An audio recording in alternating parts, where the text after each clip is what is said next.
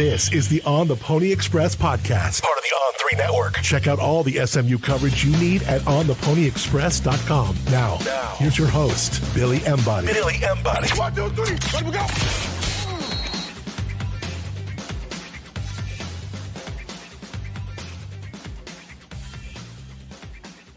Well, welcome in, ladies and gentlemen, to the After Stangs show. I am Billy Embody. With me is Dean Ralsky. We are above Bank of America Stadium's playing surface, which just moments ago was covered in purple and orange as Clemson broke SMU's hearts tonight, I would say, with a 56-yard field goal as time expired to dish out, like I said, heartbreak to SMU, uncertainty now with the college football playoff picture, and to end what was a Cinderella story and a comeback story for this particular game that was going to be very clearly the best of these conference championship games on Saturday, and was this close to sending SMU to a New Year's Six bowl with a bye, with a top 3 seed.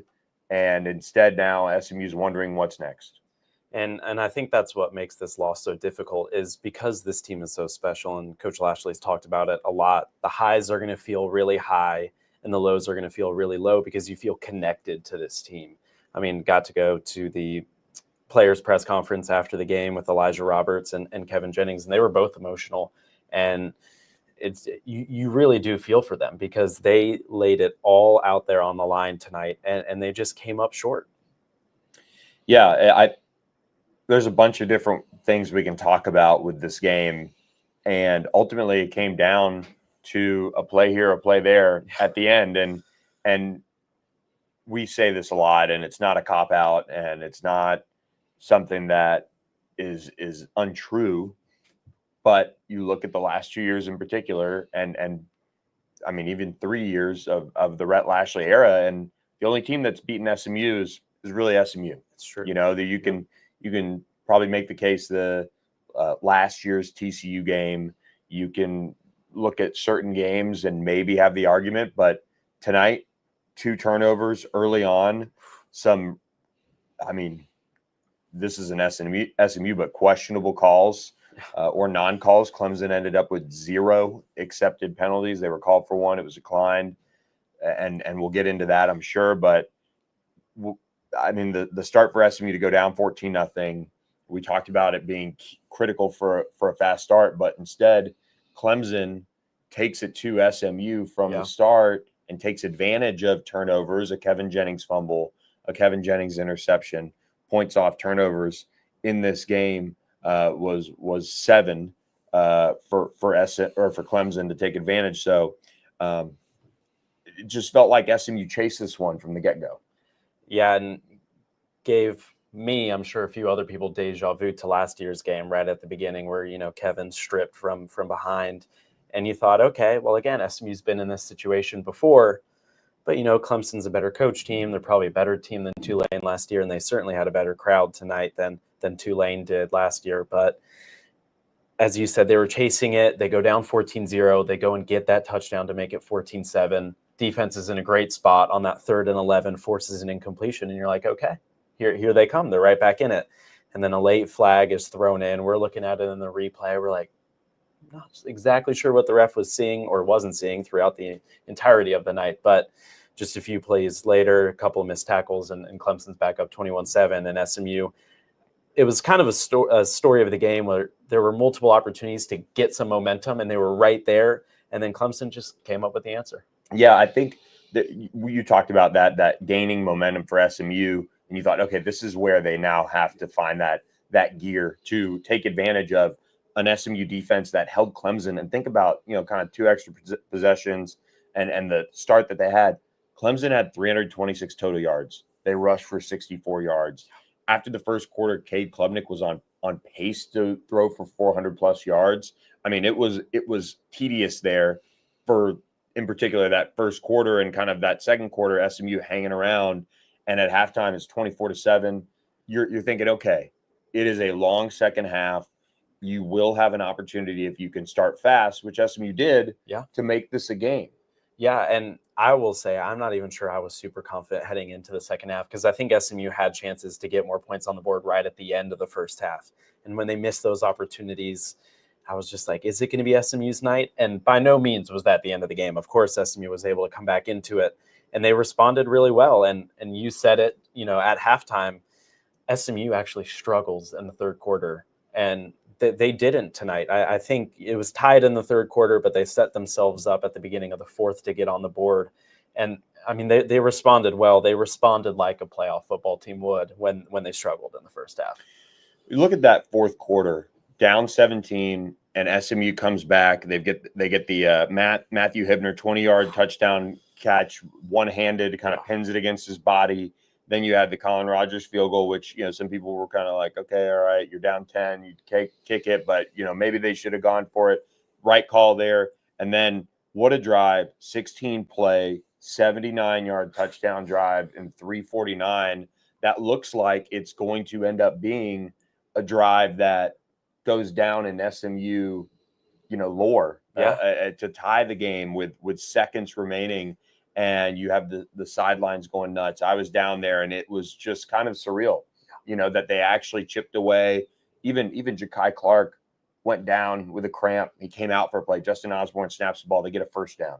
Those little moments were being written for SMU tonight to come back to make this story complete. Clemson had won, or going into the second half, had won 99 straight games, leading by 10.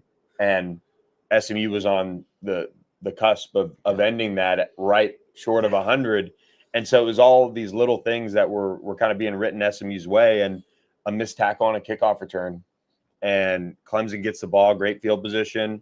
Cade Klubnik did what he kind of did all night. Yeah. I think in the passing game, which was when the curl was there, they hit it and they picked up a chunk play, and Hauser kicks a 56-yard field goal, the first ever walk-off in ACC championship history. So you've got to tip your cap to Clemson for executing in that critical moment where SMU didn't. They missed a tackle. They gave up a chunk play. And, now the wait happens. But SMU outgained Clemson 458 to 326. You look at the job that SMU did adjusting on third downs. Clemson, I think, was 3 for 3 or 4 for 4 at some point, and they end up 7 of 17. SMU 50% on third downs.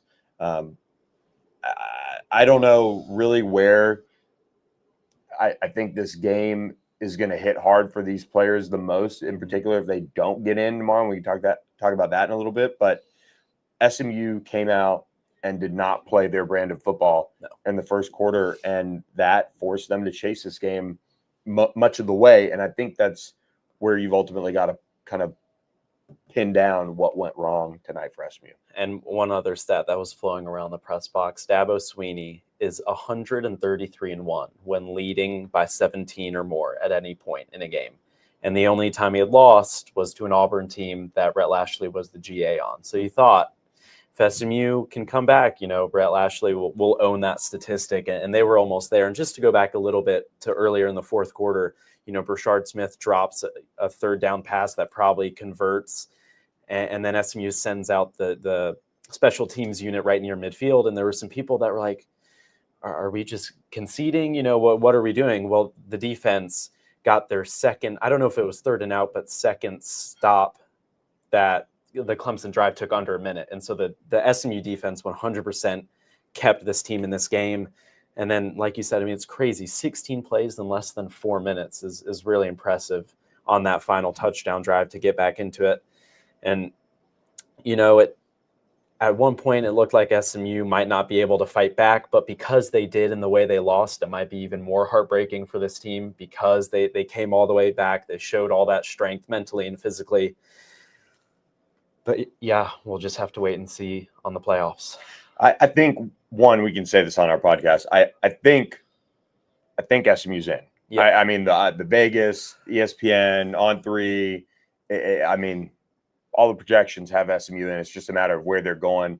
On3 has SMU projected as an 11 seed, which would mean going to Austin to face the 6-seeded Longhorns if that holds up, which would be pretty sick for SMU fans. I know you want the bye and the ACC championship. I mean, I'm not discounting that, but what a matchup that SMU could draw in that first round, and then the winner would face most likely Boise in the Fiesta Bowl. So I mean, there's a kind of a path of momentum there if you can regroup from this, which Clemson showed their experience in this game in this stadium, and Dabo Swinney is 9-1 now, 10-1, 9 in a row now. Yeah, 9 in a row now in ACC Championship. So I mean, the crowd was heavily Clemson, as you'd expect, 2.5 hours from there. But SMU fans showed up. I mean, the entire home sideline between basically the back of the end zone and into the corner where the band was, all the way to the other end zone, was SMU fans. But it was a really, really good showing for SMU from the support perspective, Peruna, the cheer, band, and it was just one of those nights where Clemson got here and was on the field 2.5 hours before the game, and SMU, this is how they roll. They come in, they want to get to work, get on the field, work around there, and they get on the field an hour and a half before. It was such a battle of old school, new school, in a sense. Like, Dabo's not old, but he's not really with it, wanting to do the portal. He has his way, and I think that experience maybe played a factor in the start. You can't excuse the turnovers that Kevin had. I mean, you just can't. Savion Byrd gets beat really badly on that fumble. Yeah. And you look back on the game, and I know I go back to this, a play here, a play there, and that it's just such a fine line when you play a good team. I think Clemson, you've got to give them a lot of credit for being ready to go. And, they are the ACC champions. They earned it. But if you're an SMU fan sitting here tonight, you've got to be feeling really good about the leadership, the drive. I mean, we could talk about the board and, how emotional it gets on, during the games, the ups and the downs. But I've said this for a while about once this culture really has taken hold at SMU under Rhett Lashley, there's never any quit. You can be getting beat, things can be going the wrong way, and everyone who is watching on TV or even live, is just like, oh, they're quitting or they're not giving effort. You never see that from this team. Like, it's such a tired talking point, and they showed why it's a silly conversation to have with the way they came back, because it's really hard to do against a Clemson team like this. Yeah, and just one other thing was, the turnovers were costly for SMU. The penalties at times were costly, and then the no calls were probably more costly than SMU's own penalties. But Clemson put the ball on the ground 3 times tonight, and SMU didn't recover one, which you can complain, you can make excuses, whatever. It's just disappointing because the opportunities were there. Ahmad Moses had 1 or 2 I'd say probably 2 chances at interceptions, maybe one of them for a pick 6. And so, not that Clemson left the door open, because they did play. I mean, they were a complete team, maybe not an elite complete team, but they're a good elite team, or a good complete team rather. And SMU, they did well in the fourth quarter, but it just wasn't enough. Yeah, and I think when you look at what really worked well, and Kevin Jennings finishes 31 of 50 for 304 yards, which is wild. But once he settled down, and I'd love to probably look up the chart for him, as the game progressed, but really was able to find that sweet spot of taking some shots, trying to do some other things, versus he was really good at hitting the check down, hitting the curls, finding guys and making plays in that short to intermediate passing game. And Rashard Smith, we talked about it before the game, felt like he could have a big game. 24 carries, 113 yards. He averaged 4.7 and then ended up 6 catches, 34 yards. And of course, that touchdown, the first touchdown of the game, that's the type of performance you need from a guy like that. And I think just the turnovers early maybe got them out of running the football as much as they needed to. Mm-hmm. And Kevin Jennings' stats in the second half, I believe, where he was 19 of 28 for over 200 yards and 3 touchdowns, no turnovers. So, I mean, it really was, he was locked in that second half, But, SMU got to that 35 carry mark. It didn't feel like it. I think some of those also might be sacks for Clemson. So maybe a little shy of what they wanted to get to. And to your point, not that they had to, scrap everything that they had planned for because of the rough start, but they certainly weren't able to go fully to their game plan. They had to switch some things up, and that meant Kevin Jennings throwing the ball 50 times. This is the second game in the Rhett Lashley era that SMU has lost when scoring 30 points or more. I know it's 31 just to cross that threshold, but they got to that 35 carry mark. They got to above 30, which is usually pretty critical. And I think it was just kind of a product of how the game started, where, again, they were maybe chasing it a little bit. But, what we talked about it before the game. If you didn't take advantage early and kind of get Clemson down on the mat a little bit, that was where this game would turn into a dogfight. And sure enough, it did. So maybe it's a lesson. Maybe it's a learning point for this team in terms of starting fast. I know SMU's kind of been able to score in the first quarter, but against UVA, I'm not sure if they scored on the opening drive against Cal. I want to say no. But I think they got a first down and punted. I think so. So, the last two games is kind of not clicked as well early. You got to be ready to go. If they end up going on the road to Penn State, if they end up going on the road to Austin or Notre Dame, you're going to have to be ready to go. And I do think SMU is fairly comfortable on the road. I just think they made, Savion Byrd gets beat. Kevin Jennings, just one hand on the ball. You can talk about whether he was looking to pass or not, but you've got to, at least in that fire, you've got to have two hands on the football. Yeah. And then a silly turnover trying to throw it away, whatever. But, on the road, which SMU was tonight in a way, you've got to be able to step up and start fast. And it's a mindset SMU had at a really elite level early this year. They've got to figure out a way to find that for the playoff if they do in fact make it. And that's the hope, is that they'll get a chance to right their wrongs, because I don't know if it was nerves. I don't know if just Clemson came out and played well, but once it got to the thick of this game, I mean, SMU, not to sound annoying, but they were the better team. Clemson gets out to this hot start. They've got the great field position. They could have run away with the game in the first half. And to your point about this team not quitting, that they just always believed they had a chance. And you could tell post game, because they were so emotional. They thought they were in it the entire time. They wouldn't be emotional if they thought the game was over in the second quarter. And so they fought back. But yeah, you've just got to hope that they'll have an opportunity, not even as fans, but for them, because that group of players really deserves another shot to go out there. And I would say right their wrongs, but just another shot to go out there and play as a team. Yeah. So we'll be tracking the college football playoff committee's decision, 11 a.m. Central on ESPN is the reveal on Sunday. So it'll happen really quickly within it, that 30-minute mark or so. We'll learn the whole field and kind of where they're at. And if SMU makes it, if they don't make it, I am 99.9% sure that they are going to go to the Pop-Tart Bowl in Orlando, December 28th. It'll be an SEC matchup, and it's a good bowl, for SMU, but they want the playoff. They want the opportunity to go play a team on the road and make a run. And Rhett Lashley said it in his post-game press conference. He said, we look like a playoff team. We look like a team that if we get back on track emotionally, we can go make a run and win 4 straight. That's what he said. That's the confidence that, and I really do believe this. And I asked Rhett, I said, what was said at halftime? And he said, it was business as usual. We believe that we could put up 24-7 and do it. And he goes, ironically, we did. Right. But they made adjustments. They didn't make special adjustments. They just got with their position coaches. They went through their, things that they needed to clean up.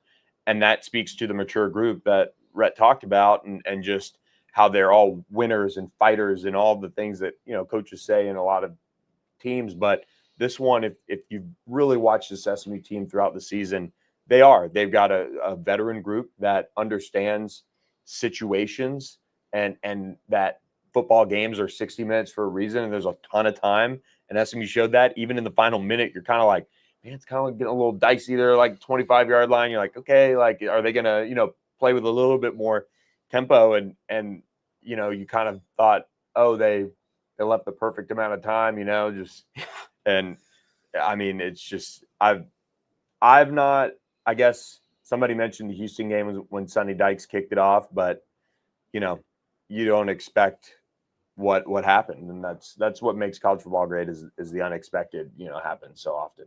Yeah, and I will say I was giving Coach Lashley credit to the people around me on that final drive, because I was looking at the clock and I'm like, are they going to give Clemson 90 seconds to go down the field and score? And sure enough, I mean, 9 times out of 10, 99 times out of 100, you've got yourself into overtime. But it was just, unfortunate special teams play, and then just that prevent defense. A lot of people don't love it, but I think probably in that case it was the right call, just because I think all day, or all night I should say, the Clemson receiver, SMU was being wary of the deep threat, and so that's why Clemson was having so much success on those comeback routes. And so it was a tough job for the corners. I mean, Clemson got some young, talented receivers, but just we'll wait and see what happens tomorrow. All right. I do want to say before we get to our one question, because it's late, we're going to shut it down. We talked a lot today. I do want to say thank you to everyone who came to Clutch for our live podcast. I know online it didn't go as well, so noted. We had all the Wi-Fi lined up and it zonked out. So we tried. We'll definitely record or try to figure out a different Wi-Fi situation next time. But the crowd was unbelievable. Awesome. I mean, all the people that came out, we really appreciate you supporting us, supporting the site. And the Clutch is a Clemson bar normally, and SMU turned it into Dallas East basically. It was packed. SMU basketball, shout out to them. Yeah. I will say when SMU basketball got that win today over UVA, I was like, oh man, SMU cannot have two nice things at once. So maybe that should have been the first sign. I thought maybe it would be outweighed by volleyball losing, but no, this was a really cool day for us to get around and meet so many people and see so many familiar faces.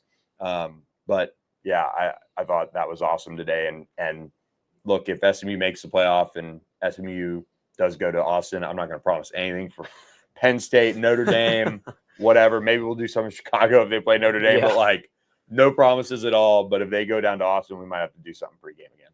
Yeah, it's not set in stone yet. But again, looking at the betting odds, which normally they know a little something, and I will say social media is going to SMU's defense. Mm-hmm. I think ESPN's commentator McDonough after the game, an ESPN commentator said that SMU played their way in tonight. I don't know if McElroy, the former Alabama guy, was going to be able to concede that on TV, but I think there are a lot of people rooting for SMU to see their name called tomorrow. Yeah. So we'll be tracking it on thePonyExpress.com. Thank you guys for subscribing to the site. It's just $1 for your first 7 days, and then you get a discount by doing it annually. We had some people sign up today, so thank you guys. And then we're going to end with one question from our guy, Whiskey Pony, on the board. I don't think we had a second one roll in, but have you seen a more one-sided game from an officiating crew before? And so we're going to end with this because, one, I think we could probably go off on a tangent, but two, Clemson had 0 accepted penalties tonight. Their one penalty was running into the kicker, and it was declined by SMU. So technically 0 penalties. The second time Clemson's done that since 1952. And SMU ends up with 6 penalties for 65 yards. You have a critical penalty on Isaiah Wacobia. He kept playing when his helmet came off. You had a illegal man downfield on SMU. Mm-hmm. But that first Clemson touchdown, there was a legal man downfield. I think there were multiple illegal men downfield, plural. Yeah. And look, SMU turning the ball over, kind of, you can't do that. But no, I don't know if I've ever seen a game more one-sided, because I'd have to really go back, but I've never covered a game where there were 0 penalties off the top of my head. Yeah. And it really mattered. You pick up the pick play.